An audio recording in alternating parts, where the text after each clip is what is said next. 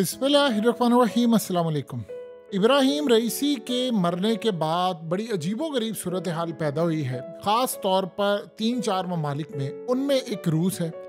रूस ने अपने आज कई एयरपोर्ट्स बंद कर दिए, तमाम फ़्लाइट्स कैंसिल कर दी।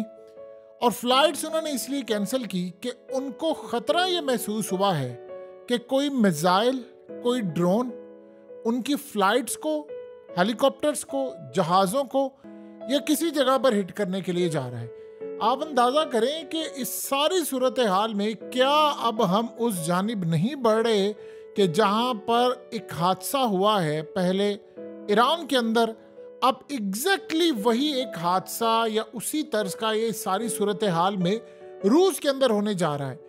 देखिए, जब रूस में एयरपोर्ट्स आप बंद करना शुरू कर रहे हैं या वहां पर हालात इस तरह के पैदा हो रहे हैं, तो क्या मामला हम ये नहीं समझे कि चाहे मिसाइल हो, ड्रोन्स हो या कोई भी चीज़ हो, प्रिकॉशंस मेजर्स वो ले रहे हैं, उनको पहले पता है। इसका मतलब है कि एक्टिविटीज़ जो ईरान में हुई हैं अब वो रूस में भी करने की तैयारी है। जाहिर सी बात है, अगर आपने फ़्लाइट्स कैंसिल कर दी हैं तो आपने जो पुतिन है, उनके प्रेसिडेंट, उनका आना जाना या जो वीआईपी लोग हैं उनका आना जाना, वो तमाम चीज़ें मनसूख कर दी हैं, चाहे वो फ्लाइट्स हो या कोई और सूरत हाल हो। ऐसा लग रहा है कि अब हालात उस जानिब जा रहे हैं कि अगला जो निशाना बनने जा रहा है वो रूस बनने जा रहा है। और रूस को इस सारी सूरत हाल में काफ़ी चीज़ें पहले से पता है। देखिए, दो चीज़ें आप समझ लें। रूस ने अपने कई जर्नैलों को फारिग किया है, हालिया कई लोगों को फारिग किया। हमेशा वो एक बात कहते होते हैं कि जी फलाना जो जर्नैल है वो करप्शन में पकड़ा गया या फलाना ऐसे पकड़ा गया। पुतिन ने एक बात जिंदगी में कही हुई है, उसने कहा है कि मैंने जिंदगी में तमाम लोगों को माफ कर देता हूं, बस गद्दारी और बेवफाई माफ नहीं है। उसने कहा जो मर्जी हो जाए, बेवफाई की माफी मेरी डिक्शनरी में नहीं है। यानी जिसने धोखा दिया या जिसने भी, चाहे वो किसी फौज के जर्नैल ने दिया हो या किसी दोस्त ने दिया हो या अंदर से किसी ने दिया हो, बस फिर उसको माफ नहीं करता। और माफी ना करने का मतलब ये है कि वो फिर इस दुनिया में नहीं रहता।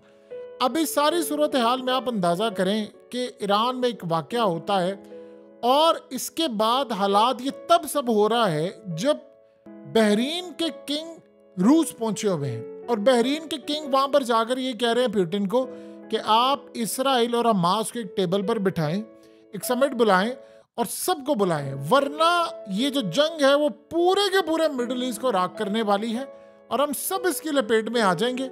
और ये ना हो कि बाद में हम में से कोई आकर गुजारिश करने जोगा भी ना रहे, आप इसको ख़त्म करवाएं। उन्होंने कहा मुझे आपसे मिलकर इतनी खुशी हुई है, मैं आपको बता नहीं सकता, शायद मेरी ज़िंदगी का सबसे अच्छा दिन था। लेकिन आप ये काम करें। सोचें, जब बहरीन का किंग आया हुआ है रूस के दौरे पर, तब रूस के कई शहरों की एयरपोर्ट्स बंद हो गई हैं। और बंद इसलिए हुई हैं कि वहाँ पर हमले का खतरा है, वहाँ ड्रोन्स आ सकते हैं, मिसाइल आ सकते हैं, हेलीकॉप्टर्स गिर सकते हैं। अब रूस ने असल में इस सारी सूरत हाल में कतन इन्फॉर्म नहीं किया, ना बताया है वजह क्या है। बस ये बात की जी वो कि यूक्रेन से ड्रोन आ रहे हैं, जी मिसाइल आसम इसको, असल में वो कभी आपको नहीं बताएंगे कि क्या सूरत हाल है। ड्रोन्स आते हैं, जिसमें कोई दो राय नहीं, तो क्या आप ड्रोन्स तबाह नहीं करते? आपका डिफेंस सिस्टम तो दुनिया का बेहतरीन है, आप उसको तबाह नहीं करते। लेकिन जब आप एयरपोर्ट्स तमाम फ्लाइट सस्पेंड कर दें तो जाहिर सी बात है लोगों को पता चलता है कि नहीं कुछ गड़बड़ है, मुल्क के अंदर फ़्लाइट्स कैंसिल हो गई हैं। लोगों को कह दिया गया है कि आप घरों में जाएं, अभी कोई फ़्लाइट टेक ऑफ नहीं होगी, फिर उसके बाद हम जो टाइम देकर फिर रीओपन करेंगे एयरपोर्ट को। ये बता रहा है कि हालात कुछ गड़बड़ करने वाले हैं रूस के अंदर।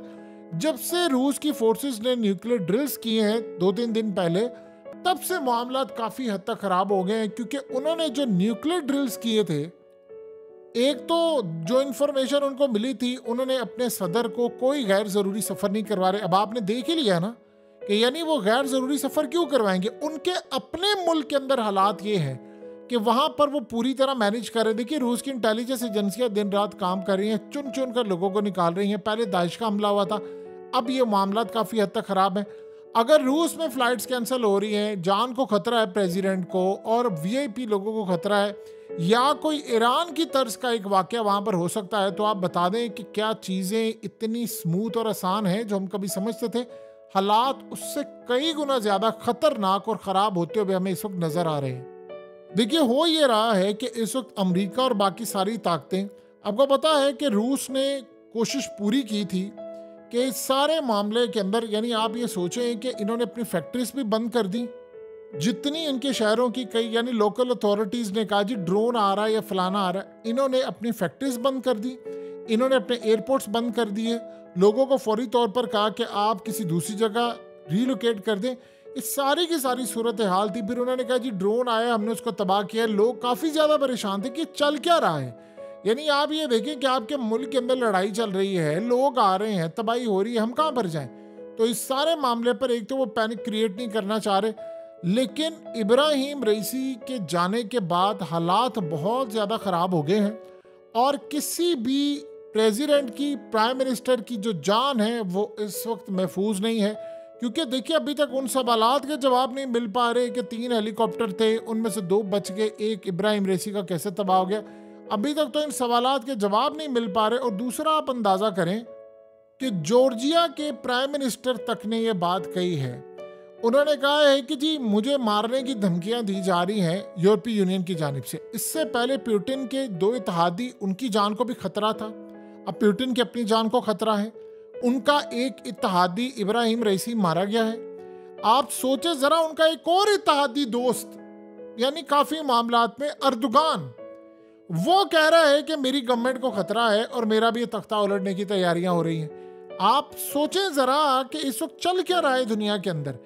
एक खास एक ब्लॉक के अंदर रहने वाले लोग, अब गौर करें, वो ब्लॉक में रहने वाला है रूस, ईरान है, उसके अलावा हमास और ये बाकी सारे लोग हैं, अर्दोगान है। अर्दोगान ठीक है यूरोपीय यूनियन के साथ है, बहुत सारे मामला थे, लेकिन बयानात कहीं ना कहीं तो उनके हैं। फिर उसके बाद आप देखें अफगानिस्तान के लोग हैं, वहाँ हालात ख़राब करने की कोशिश है।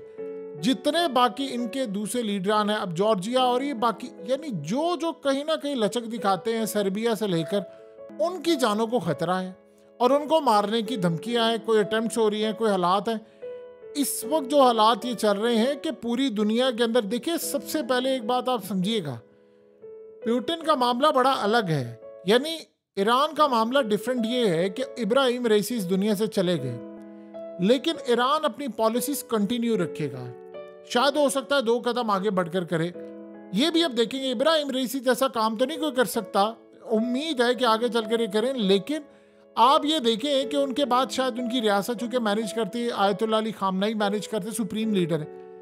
पुतिन का मामला क्या है, वो बंदा पिछले 20-22 साल से इक़्तिदार में है, उसकी एज भी 70 से ज्यादा हो चुकी है। अगर वहां पर खुदा न खास्ता कोई ऐसा मामला होता है, पहली तो बात यह है कि वो मुस्लिम कंट्रीज के साथ खड़ा हुआ है, वो इस्लाम के करीब आता जा रहा है, वहां पर उसने इस्लाम के लिए कवानीन बड़े नरम की है। वो कह रहा है, यानी मिसाल के तौर पर, ये शायद हमारे लिए बात को इतनी ज़्यादा अहम ना हो, लेकिन ये वेस्ट में बड़ा मैटर करती है कि उसने कहा जी पासपोर्ट पर हिजाब की तस्वीर आज के बाद अलाउ होगी।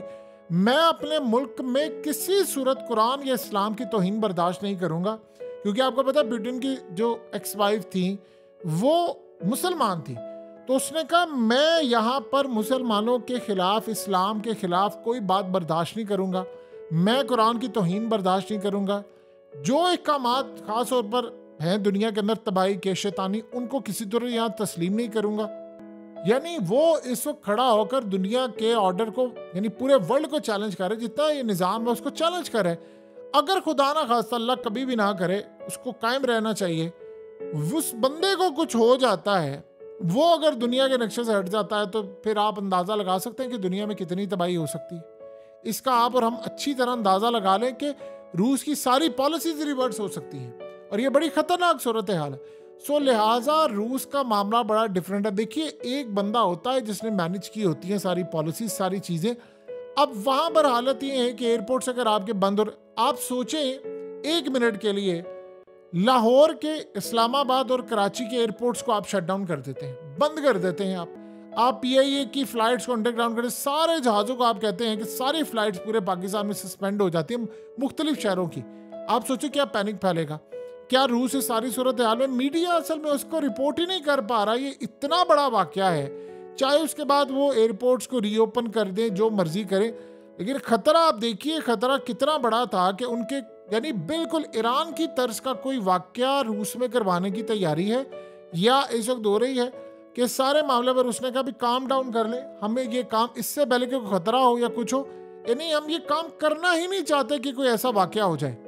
ये इस वक्त मौजूदा सूरत हाल जारी है, पूरे वर्ल्ड के अंदर हम ये सारी चीजें देख रहे हैं। सो असल में इस वक्त हालात यहां तक पहुंच चुके हैं कि देखिए चाइना का मामला भी वहां पर बड़ा खतरनाक हो रहा है। ताइवान को उन्होंने पूरी तरह यानी इनसर्कल कर लिया है। सो अगले कुछ अरसे के अंदर आपको बहुत सारे जो लीडरान हैं उनकी जान को खतरा महसूस होता हुआ नजर आएगा, यानी खास तौर पर उन लीडरान पर जो देखिए इस वक्त हुआ क्या है। बहरीन के किंग जब गए हैं तो उन्होंने जाकर क्या कहा है, आप जरा डॉट्स कनेक्ट करें। वो जाकर कह रहे ब्रिटेन को कि आप इसराइल को बिठाएं, ये नहीं मान रहा, हमास तो तैयार बैठे हुए हैं। तो इस सारी सूरत हाल में ये ना हो कि मिडिल ईस्ट पूरे का पूरा राख हो जाए। अब आप जरा अंदाजा कर लें कि वहां पर हो ये रहा है कि इसराइल ने कहा कि मैं ये काम नहीं करूंगा, और लाखों के हिसाब से जो रशियंस है वो इसराइल में रहते हैं। देखिए नेतन्याहू इस बात को बड़ी अच्छी तरह देख रहा है कि पुतिन एक खतरा बनता जा रहा है बहुत बड़ा हमारे लिए। आप बताएं कि वॉल स्ट्रीट जर्नल में जब ये दो बातें आ रही हैं कि ईरान में रिजीम चेंज करें और ईरान के साथ साथ हमें रूस में भी रिजीम चेंज करना पड़ेगा, वहां पर भी पूरा सेटअप फारिग करें, तो क्या वो नहीं करने के लिए जा रहे हैं?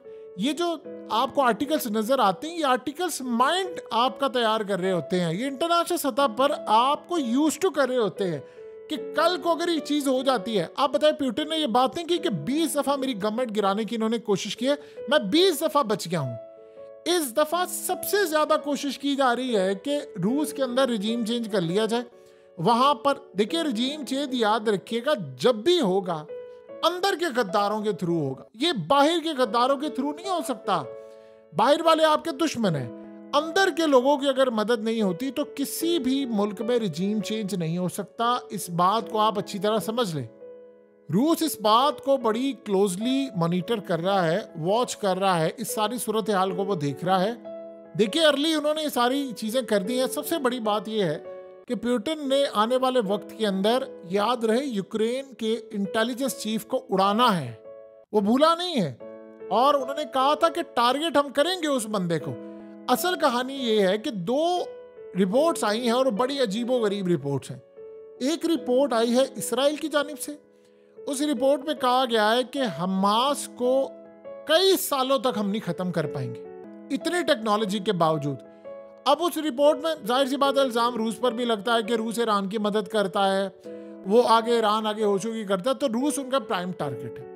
दूसरी रिपोर्ट आई है और वो रिपोर्ट बड़ी अजीबोगरीब है कि साल 2023 का सबसे महंगा तरीन एक्टर अगर कोई रहा है तो वो ज़ेलेंस्की है। वो $26 अरब उसकी कॉस्ट है, यानी उसे ऐसी एक्टिंग की है कि उसे अपने मुल्क झोंक दिया है जंग के अंदर, और अब वो पुतिन के पीछे। अब इस सारी सूरत हाल में इतना सब कुछ लेने के बावजूद वो कह रहे हैं कि बस यूक्रेन ऐसा लग रहा है कि कुछ अरसे का मेहमान है। देखिए 2 चीजें समझे कि पुतिन ने इस वक्त जो कोशिश की हुई है दुनिया के अंदर वो बिल्कुल अपनी तर्ज पर ठीक है, लेकिन इस सारी सूरत हाल में जिस दिन 2 काम होंगे तो दुनिया में बड़ी जंग है। एक, ताइवान के ऊपर जब चाइना ने हमला करना है तो इन्होंने चाइना के ऊपर ऐसी जंग छेड़ देनी, चाहे दुनिया तबाह हो जाए, कोई परवाह नहीं। नंबर 2, पुतिन के हवाले से पुतिन का मामला यह है कि अनकरीब देखिए इसको वो ताकत रखता है, वो यूक्रेन को फतह कर सकता है, ये याद रखिएगा, उसकी ताकत है। यानी उसने हाइपरसोनिक मिसाइल मारे, अमेरिका का पैट्रियट डिफेंस सिस्टम उड़ा दिया, तो बाकी क्या रह जाता है, उसको किसने पूछना है। लेकिन इस सारी सूरत हाल में एक मामला ये भी है कि अगर वो यूक्रेन को इस वक्त फतह कर लेता है तो शायद हो सकता है रूस पर एक जंग बड़ी मुसल्लत हो जाए। देखिए कोई भी मुल्क चाहे, देखिए इस बड़ी कमाल चीज को समझे, पुतिन ने बड़ी खूबसूरत बात की। उसने कहा ये दुनिया के नक्शे से रूस को मिटाना चाहते हैं। वो कहता मैं इनको बता देना चाहता हूँ इसी दुनिया का करना ही क्या है जहां पर रूस ही ना हो। अगर रूस नहीं होगा तो मैं फिर दुनिया को भी नहीं रहने दूंगा। आप अंदाजा करो उस बंदे की सोच का। यानी उसने कहा कि मैंने ये 5000 जो वॉर हेड है मेरे पास न्यूक्लियर के, वो मैंने किस लिए रखे हैं, मैंने रूस को बचाने के लिए रखे हुए। तो अगर आप ये समझते हैं कि आप हम पर हमला कर देंगे न्यूक्लियर और रूस को नक्शे से हटा देंगे तो फिर पूरी दुनिया को मैं उड़ा दूंगा, मैं तो फिर पूरी दुनिया तबाह नहीं करी। उसने कहा ऐसी दुनिया का करना ही क्या जहाँ रूस ही ना होगा। अगर हम नहीं होंगे तो हम दुनिया को थोड़ी रहने देंगे। तो रूस है दुनिया के नक्शे पर तो दुनिया चलेगी। आप अगर अपने दिमागों में ख्याल बैठा कर बैठे हुए हैं कि रूस को हम फारिग कर देंगे तो रूस अगर नहीं होगा तो फिर दुनिया का फायदा नहीं, ऐसी दुनिया को वैसे ही खत्म हो जाना चाहिए। तो मेरी तैयारी पूरी है यहाँ से आप अंदाज़ा करें मामला है। अब इब्राहिम रईसी के बाद रूस के अंदर भी वो एक्टिविटीज़ करवाने की इस वक्त पूरी तैयारी है, लेकिन याद रहे ईरान और रूस में बड़ा फ़र्क है। अनफॉर्चुनेट वाक़या हुआ है ईरान के अंदर, लेकिन रूस में इंशाल्लाह ये नहीं होगा और उम्मीद है कि बाकी मुस्लिम कंट्रीज भी एहतियात करेंगे।